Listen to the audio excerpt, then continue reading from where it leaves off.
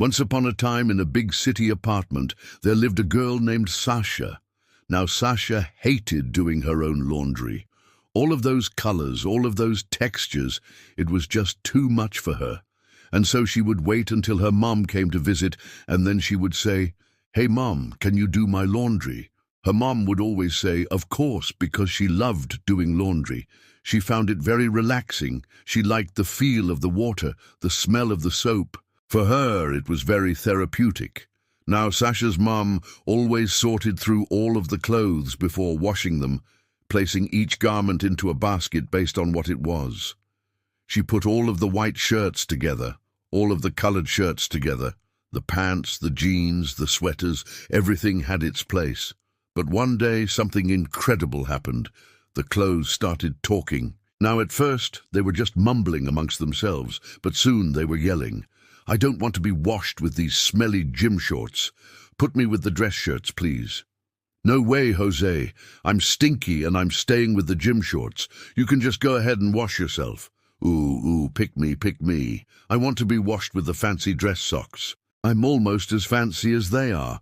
"Well, actually, you're not. You're a stinky gym sock. Get away from me."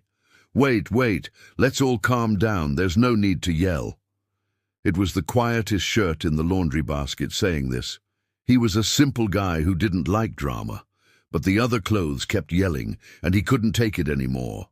So he jumped out of the basket and landed on the floor right next to a pair of scissors. And that's when the quiet shirt had an idea. He jumped into the scissors and mummified himself with thread. Then he crawled over to the sewing machine and made himself a mouth and 2 eyes. And then he yelled, "Be quiet. I am the laundry police, and I will sort all of your clothes for you." The other clothes stopped making so much noise after that. Meanwhile, Sasha was walking by and saw the animated shirt. She was scared, but then she laughed and said, "That's silly. Talking clothes, why not?" So she went into her room and got dressed in one of her comfiest outfits. Then she went back to the laundry room to get her mum. But when she opened the door, she saw the laundry police flying around the room with his little cape billowing in the wind. He was trying to sort everything, but he wasn't very good at it. He kept putting the wrong things together. "Stop it, Scissors McFlurry. I am the laundry police, and I am here to bring order to this room again, so step aside and let me work." Now, Scissors McFlurry wasn't sure if he should listen to this strange man in a shirt, but then he looked at all of the messy clothes and decided, well, why not? Let's see what he can do. The laundry police started sorting everything. He placed the stinky gym clothes into one basket and the dress clothes into another. He put the towels into one pile and the dish rags into another.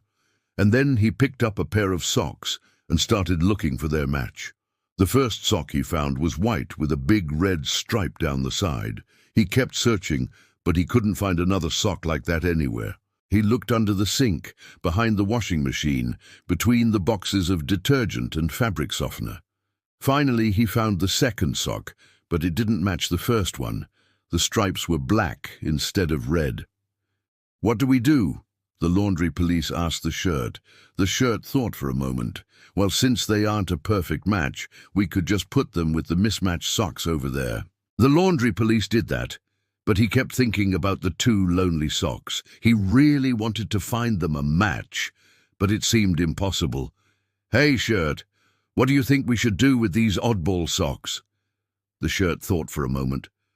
"I have an idea, but I'll need your help." The laundry police agreed to anything at this point, so he followed the shirt's instructions. The shirt told him to grab the laundry basket full of mismatched socks and bring it over to the couch. Then the shirt told him to take a blue marker and write on the label, "Sock Drawer." He even drew a little picture of a sock. Then the shirt told him to put the basket inside the drawer where he kept all of his craft supplies. "There you go. They'll be safe in here, and we can use the extra space in the laundry room to organize everything else." And that's exactly what they did. The laundry police put all of the other clothes into the correct baskets, and then he helped Sasha's mom load the washing machine. After everything was done, they all cheered because now everything had its place. even the weird socks. But one day, while Sasha was doing her own laundry, she pulled out that basket of mismatched socks, and they weren't happy. They wanted to be washed with their twin. "Oh, come on, this is ridiculous. Why do I have to be washed with these boring old socks? I'm a rock star, not a grandpa." Another sock yelled, "I agree. Why can't I be washed with the fancy dress socks? I'm practically as fancy as they are."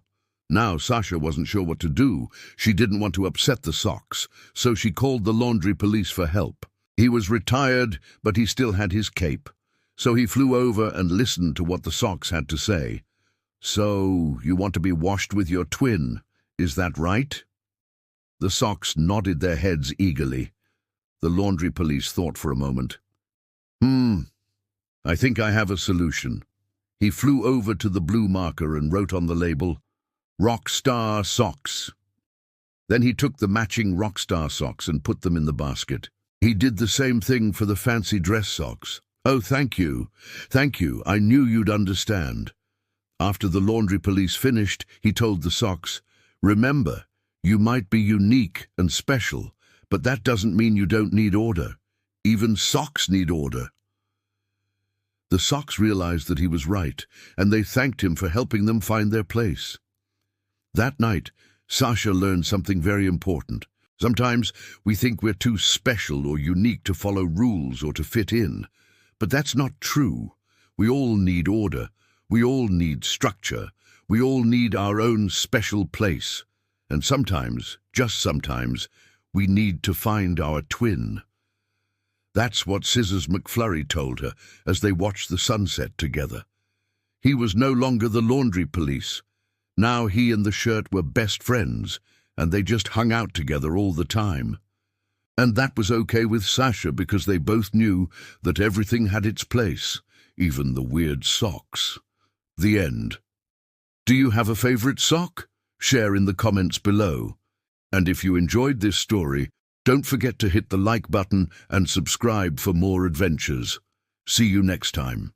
Bye.